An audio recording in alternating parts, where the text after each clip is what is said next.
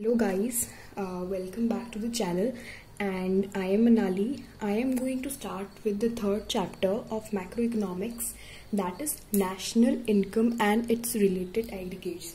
So the starting four chapters were the way to solve the questions for national income. So third chapter will be giving you some new terms and things that you really need to understand, because if you don't understand them आपको आगे जाके बहुत दिक्कत हो सकती है national income के questions करने में। और अगर आप समझ लेंगे तो फिर आपको सॉल्व करने में प्रॉब्लम नहीं होगी। अगर आप उसे रट्टा मारने की कोशिश करेंगे तो क्वेश्चंस कैसे भी आ सकते हैं, आपको सॉल्व करने में प्रॉब्लम होगी। सो स्टार्ट करते हुए ये जो फर्स्ट कुछ नोट्स हैं, कुछ टर्म्स हैं, उसको आप मेरी सिंपल लैंग्वेज में पढ़ सकते हैं तो समझ सकते हैं, मे बी आपको थोड़ा हेल्प करेगी। फर्स्ट इज एवरीबडी नोज कि एक बाइक की 50,000 वैल्यू है, 2 साल बाद 40,000 होगी, तो 50,000 उसकी ग्रॉस वैल्यू होगी। अगर उसमें हम डिप्रिसिएशन को माइनस करेंगे, अगर हमको किसी भी प्रोडक्ट की ग्रॉस वैल्यू से नेट वैल्यू के लिए जाना है तो हम उसमें से डिप्रिसिएशन माइनस करना होता है जब उसकी नेट वैल्यू आ जाती है।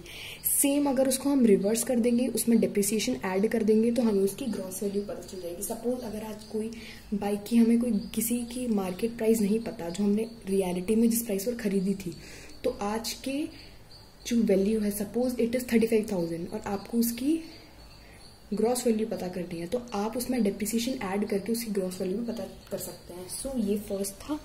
Second is factor cost and market price. So factor cost जो प्रोडक्ट और सर्विसेज को बनाने में कॉस्ट आती है उसको हम फैक्टर कॉस्ट बोलते हैं, और जब उसमें हम नेट इनडायरेक्ट टैक्सेस प्लस कर दें तो उसकी MRP, उसकी मार्केट प्राइस आ जाएगी जिसपे वो प्रोडक्ट जनरली मार्केट में सेल हो रहा है। ओके, सो हमें फैक्टर कॉस्ट से मार्केट प्राइस पे जाने के लिए, इस F से इस M पे जाने के लिए हमें नेट इनडायरेक्ट टैक्सेस को ऐड करना पड़ेगा, और अगर हमें अपोजिट चाहिए तो माइनस करना पड़ेगा। सेम ग्रॉस वैल्यू की G से N के लिए था।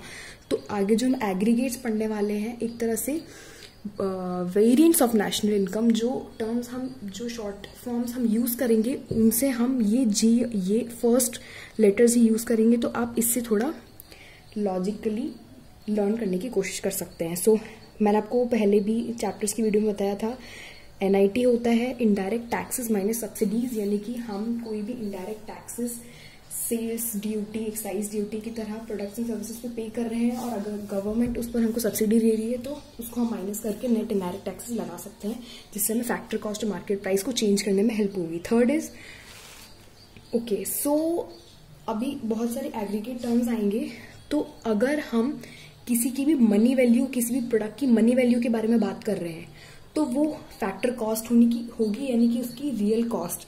लेकिन हम किसी की मार्केट वैल्यू की बात कर रहे हैं तो ये तो मतलब आप ऑटोमेटिकली समझ सकते हैं कि market value is equal to market price, and if it is money value it is factor cost. Okay, so moving forward हम फोर्थ पॉइंट पढ़ते हैं, डोमेस्टिक प्रोडक्ट क्या होता है। डोमेस्टिक प्रोडक्ट मतलब डोमेस्टिक वर्ड से आपको ये समझना चाहिए कि जो डोमेस्टिक एरिया में हो रहा हो मैन्युफैक्चर, डजेंट मैटर वो कोई फॉरेनर या इंडियन कर रहा है, it should be produced in the domestic territory.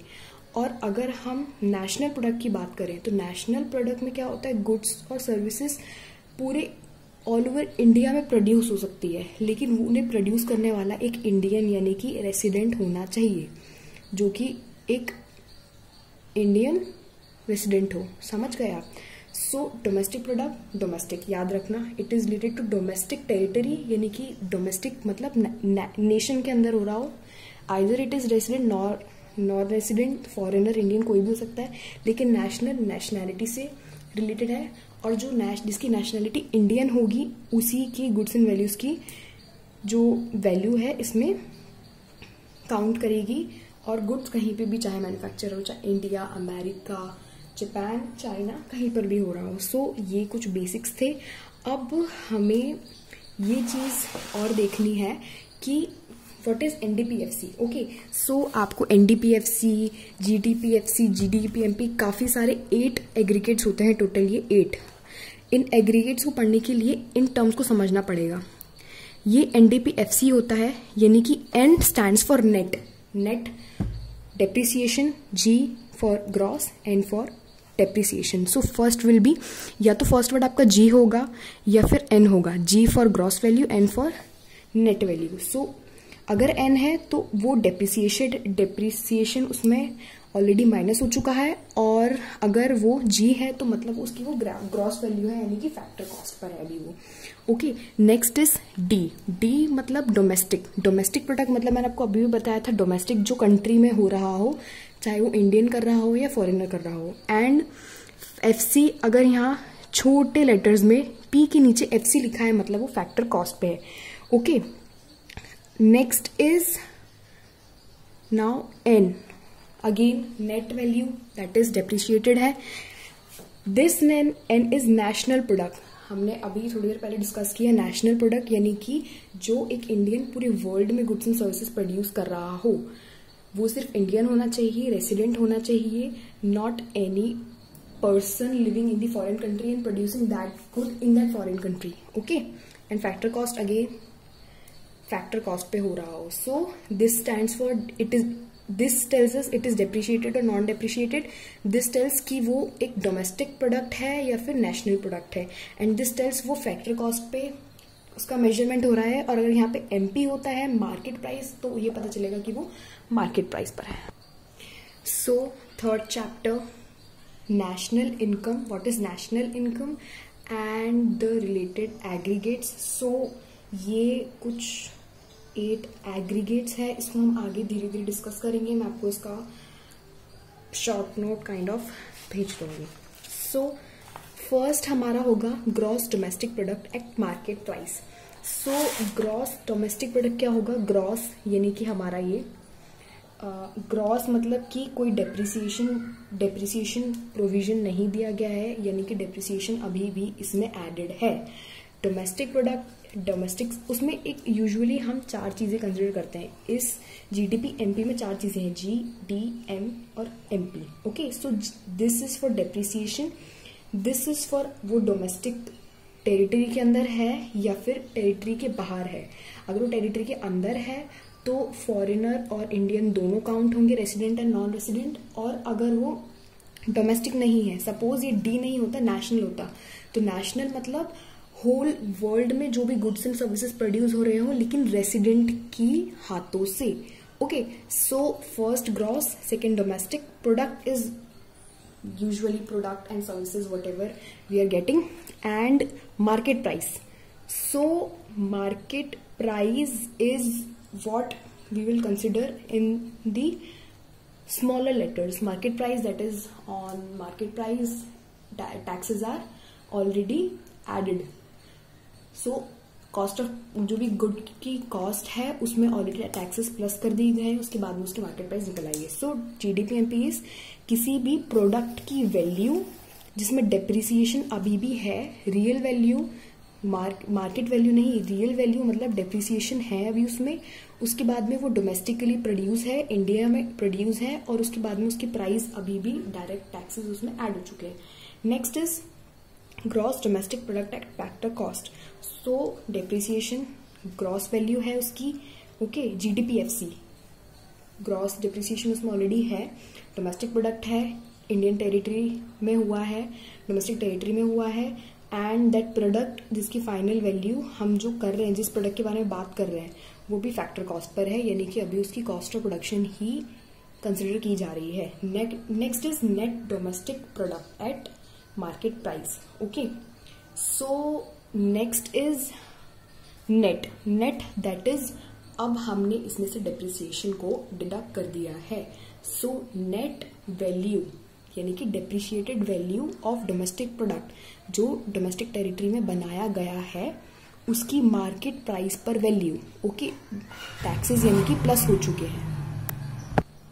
Next is net domestic product at factor cost. Okay, factor cost, tell me cost of production. Yes, cost of production ही अभी उसमें consider की गई है, no addition of, no NIT added. Okay, now net value that is depreciation already minus कर दिया गया है। ओके, डोमेस्टिक यानी कि डोमेस्टिक टेरिटरी में वो प्रोडक्ट प्रोड्यूस किया गया है। इस प्रोडक्ट की वैल्यू को, इसको हम अगर कैलकुलेट कर लेंगे तो हमें पता चलेगा एनडीपीएफसी, और एनडीपीएफसी को हम यूजुअली बोलते हैं डोमेस्टिक इनकम। ये डोमेस्टिक इनकम बताता है किसी भी पर्टिकुलर इंसान का, अगर हम इसे कैलकुलेट कर ले तो। ये पूरे जो भी हमने 4 कॉन्सेप्ट पढ़े, यानी कि जीडीपीएमपी, जीडीपीएफसी, एनडीपीएमपी और एनडीपीएफसी। ओके, ये इस टेबल से आपको समझ में आ जाएगा। एक बार आप पॉज करके इस टेबल को समझने की कोशिश करना, एंड मैं इसका फोटो भी आपको भेज दूंगी। ये हो गए हमारे 4 एग्रीगेट। नेक्स्ट हमारे 4 एग्रीगेट हैं gross national product, gross. Okay, now we are talking about national product. अभी तक हम जो 4 एग्रीगेट पहले के पढ़े हमने, वो कंसिडर कर रहे थे हमारे डोमेस्टिक प्रोडक्ट, यानी कि जो टेरिटरी में बनाए गए हैं। यहाँ पे हम जो भी 4 नेक्स्ट करेंगे वो नेशनल होंगे, यानी कि जो ऑल ओवर वर्ल्ड में बनाए गए हों लेकिन एक रेसिडेंट ने बनाए हों। ठीक है, नॉर्मल रेसिडेंट ने, नॉर्मल रेसिडेंट की बात कर रहे हैं, जो कि हमारे लिए नॉर्मली रेसिडेंट है, जिसके लिए रेसिडेंटशिप में कोई भी एबनॉर्मेलिटी नहीं है।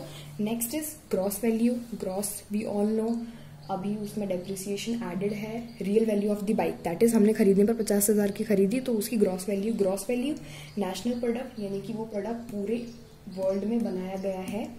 And now that is market price. The value of the product जो कि नेशनली प्रोड्यूस किया गया है, एंड उसकी depreciation value and taxes are there in the value. Next is gross national product at factor cost.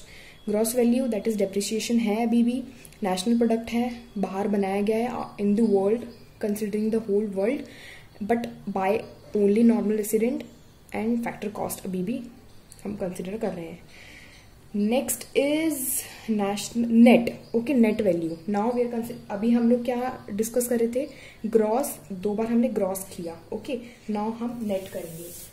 Net value is depreciation minus कर दिया है हमने, सी है depreciation is already deducted, and national product है। Okay, and market price. Next is net national product at factor cost. Net depreciation minus करने के बाद फैक्टर कॉस्ट, यानी कि इनडायरेक्ट टैक्सेस माइनस करने के बाद में जो हम नेशनल प्रोडक्ट की वैल्यू करेंगे उसको हम बोलेंगे एनएनपीएफसी। एनएनपीएफसी को हम यूजुअली बोलते हैं नेशनल इनकम। ओके, अगर ये नेशनल है तो नेशनल इनकम होगी, अगर ये डोमेस्टिक है तो ये होगी domestic income.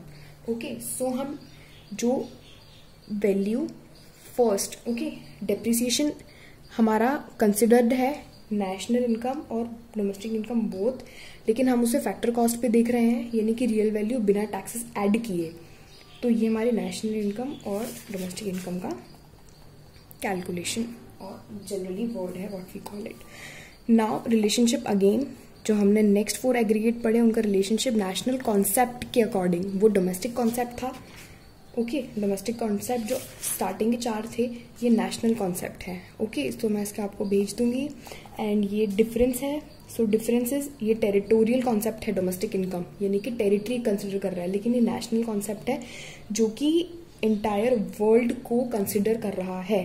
Category producer domestic income में रेसिडेंट और नॉन रेसिडेंट दोनों होते हैं। ओके, जो भी डोमेस्टिक कंट्री में जितने भी लोग रह रहे हैं, जितने भी कैसे भी हो, इंडियन हो, फॉरेनर हो, कोई भी हो, लेकिन नेशनल इनकम में सिर्फ और सिर्फ नॉर्मल रेसिडेंट्स को कंसिडर किया जाता है, यानी कि हमारे इंडिया में जो भी अभी है, जो बाहर गुड्स एंड सर्विसेज प्रोड्यूस कर रहे हैं उनकी। ओके, और next is it does not include NFIA. NFIA net factor income from abroad, हमने ये पहले पढ़ा था। Net factor income from abroad यानी कि फैक्टर इनकम हमने बताया था, जो हम फैक्टर सर्विसेज प्रोवाइड करते हैं उससे जो हमें इनकम होती है। ओके, फ्रॉम एब्रॉड यानी कि अगर हमने रिसीव करी है कोई भी factor income from the world और हमने माइनस करके उसमें से कोई भी फैक्टर इनकम बाहर पे करी है अब्रॉड में, तो वो हो जाएगा net factor income from abroad. Okay, आपको बिल्कुल ध्यान से पढ़ने की जरूरत है,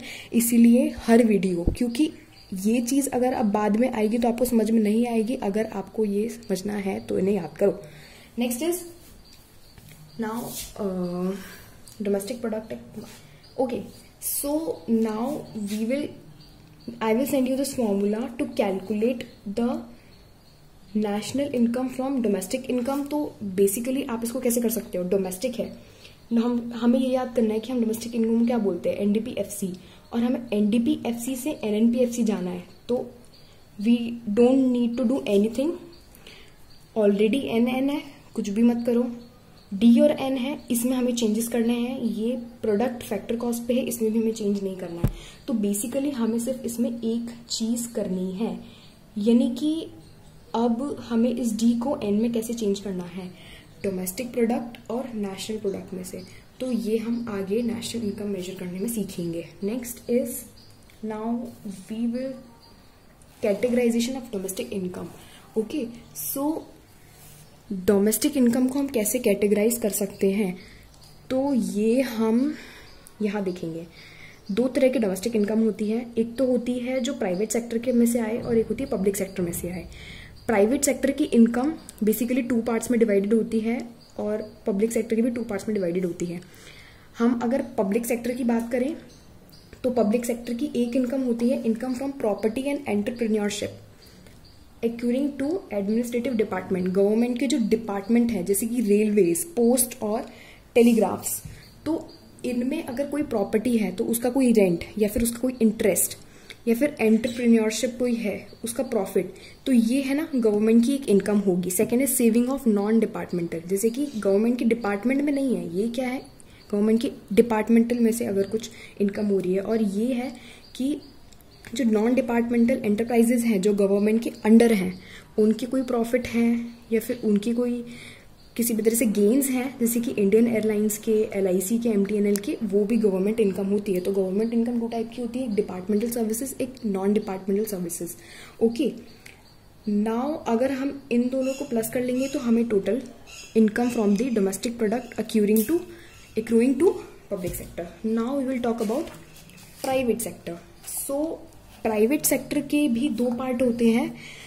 सो अगर हम ऑब्वियसली कोई भी इनकम होती है वो 2 टाइप की होती है, एक फैक्टर इनकम और एक ट्रांसफर इनकम। फैक्टर इनकम जो हम कुछ काम कर रहे हैं और उसके बदले हमने अर्न किया, लेकिन ट्रांसफर इनकम हम कुछ काम नहीं कर रहे हैं, हमने अर्न नहीं किया है, बस हमें मिल गया है। तो फैक्टर इनकम और प्राइवेट इनकम को भी हम 2 पार्ट में डिवाइड कर सकते हैं, जो प्राइवेट सेक्टर कमा रहा है from the sources with in and outside the world. तो फैक्टर इनकम किस तरह से हो सकती है, एक तो कोई भी प्राइवेट कंपनी इंडिया में काम करके पैसे कमा रही है तो वो उसकी इनकम हो जाएगी income from domestic product, okay, accruing to private sector. और अगर कोई भी प्राइवेट सेक्टर डोमेस्टिक टेरिटरी के बाहर से कुछ भी इनकम कमा रहा हो तो net factor income from abroad हो जाएगी। नेट फैक्टर इनकम अब्रॉड यानी कि रिसीव माइनस पेड। तो ये भी हम प्राइवेट सेक्टर की इनकम का पार्ट मानते हैं। ओके, सो फैक्टर इनकम में 2 चीज हो गई, एक तो डोमेस्टिक टेरिटरी के अंदर कोई अर्निंग की हो और एक डोमेस्टिक टेरिटरी की बाहर कोई अर्निंग की हो। Next is transfer income.